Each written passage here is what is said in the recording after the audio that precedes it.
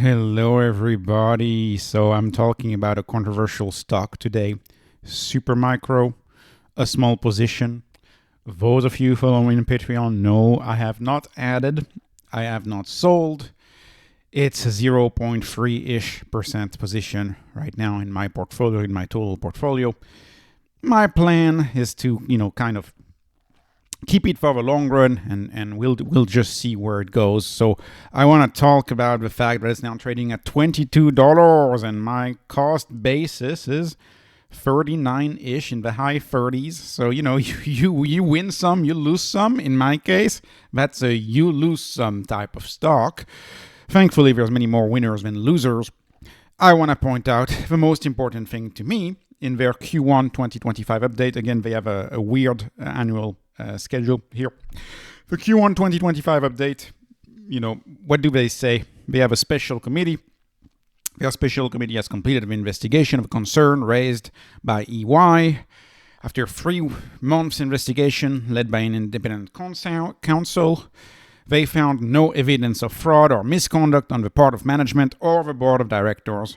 They're recommending some strengthen internal governance and oversight, and they'll give us the full report at some point this week or next week.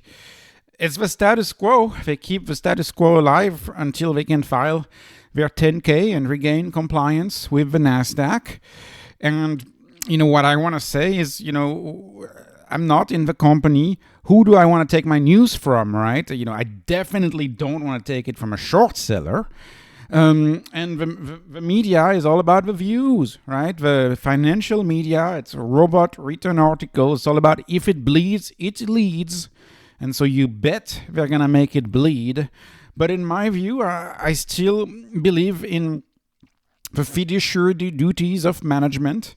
And, I have no reason to believe that this founder-led business where the CEO of SMCI has been at the helm of a company for more than 30 years. I have no reason to believe that his fiduciary duty is any different or any lower than that of any firms. I'm really neutral on the matter.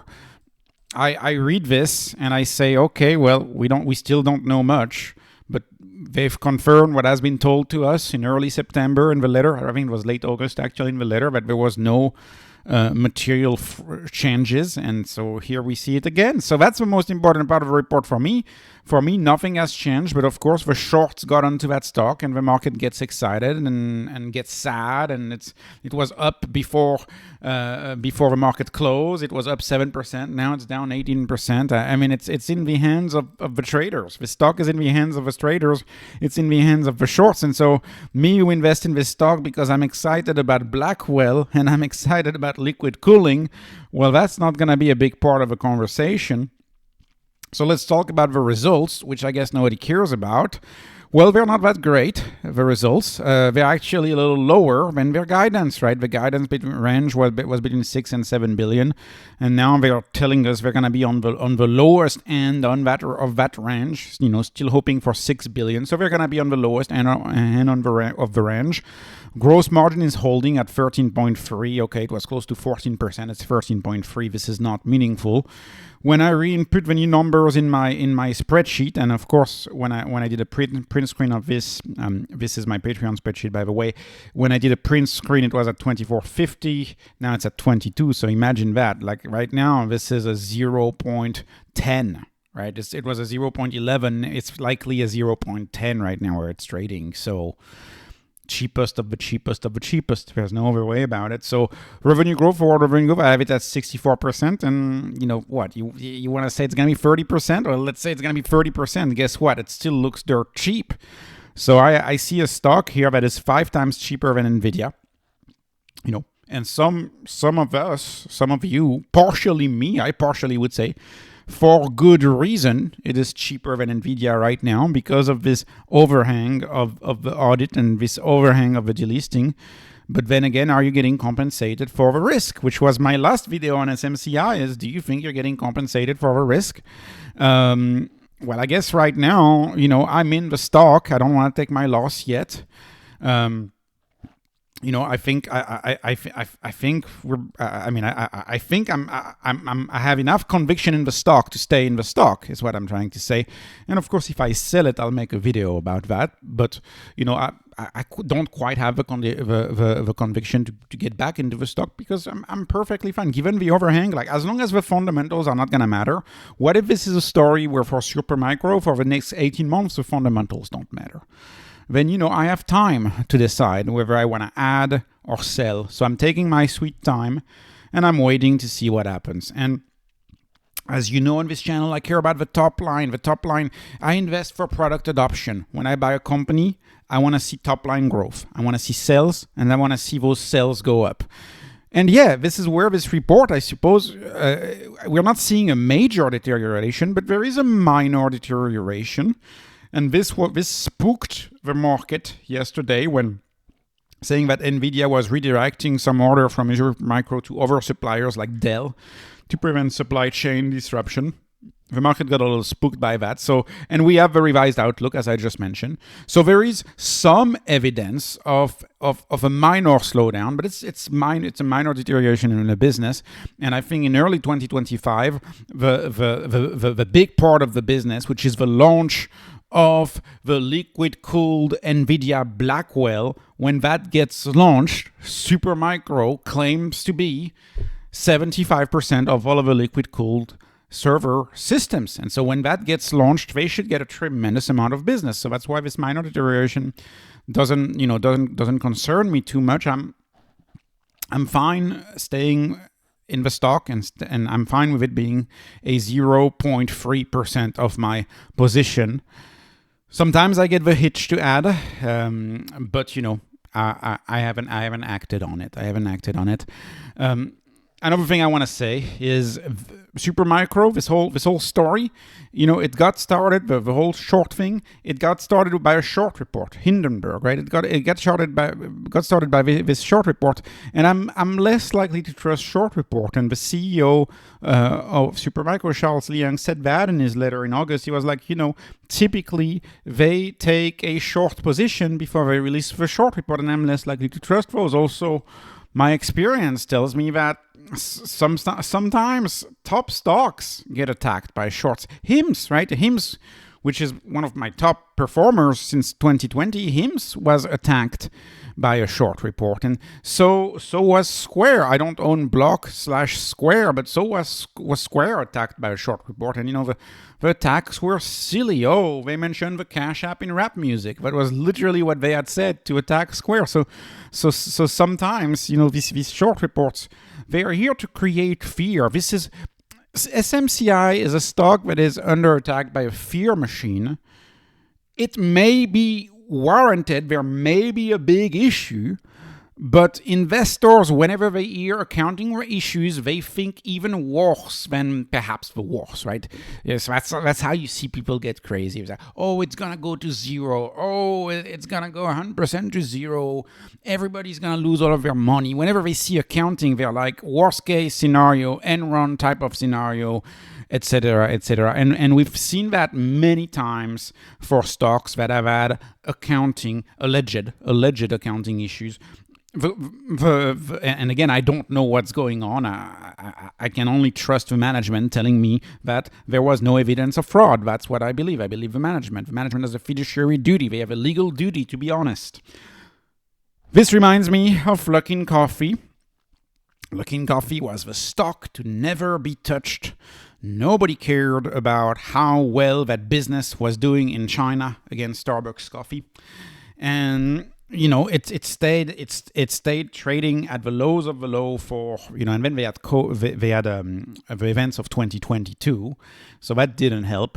So that was the accounting issue, and then you had 4 years of growth runway for Luckin Coffee, and now finally people are focusing back on the business, and Luckin is still dirt cheap. So by all means, the stock can stay cheap for a while, but and the reason why I use Luckin Coffee too is because SMCI is a company where a lot of culture, where the CEO himself, it's I don't want to say it's a Chinese company, but there's a lot of Chinese influence and Chinese culture in SuperMicro, and thus the view, the way that they look at accounting is very different. Hence, this is something that we've had with Luckin Coffee. This is a problem that's often brought up whenever we talk about auto companies from China.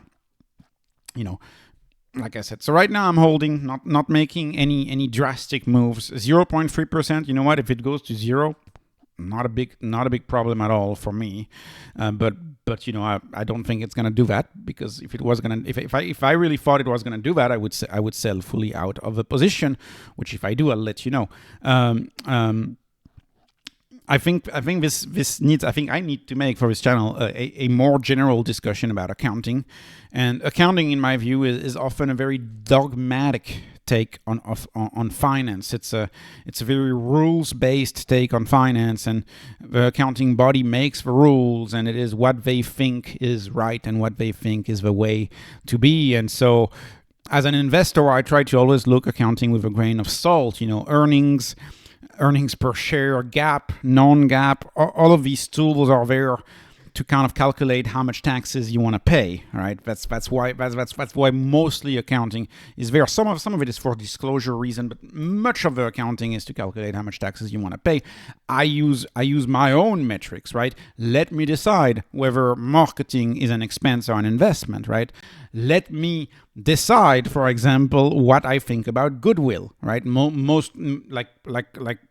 I see $20 billion of goodwill from a failed acquisition from some company, let me decide whether I think the dying brand is actually worth $20 billion or not, right? That's the problem with accounting. The investor does not project their opinion on economic profit of the firm enough in finance. For example, and I'll conclude with that. Do I need to believe in held to maturity metrics for banks, for example? Well, I'll give you a hint. I don't think held to maturity is the right way to do it. And if all of a sudden you start going through the main banks and you start recalculating the loss, now that bonds are at an all-time low because interest rates are through the roof right now, if you start calculating the loss, you realize that these banks have no equity. You realize that they're tens and for some more than $100 billion in the red. As an investor, do I need to believe in held to maturity classification for bonds? I realize it's a little off topic, right? But this is why I would never own a legacy bank. Never, ever, ever. So it's investors do not project enough analysis on the accounting metrics and the accounting standards themselves.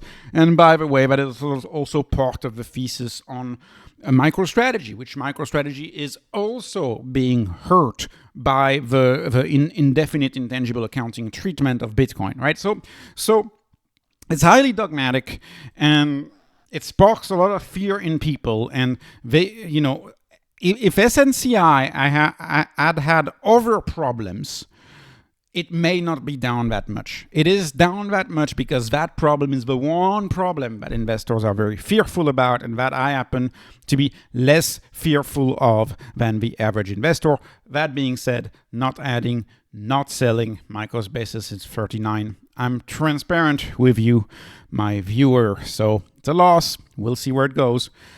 No financial advice, not investment advice. This is never investment advice in this video, just entertainment. Hoping you're entertained. Please like, please subscribe. Thank you for watching, and have a wonderful day.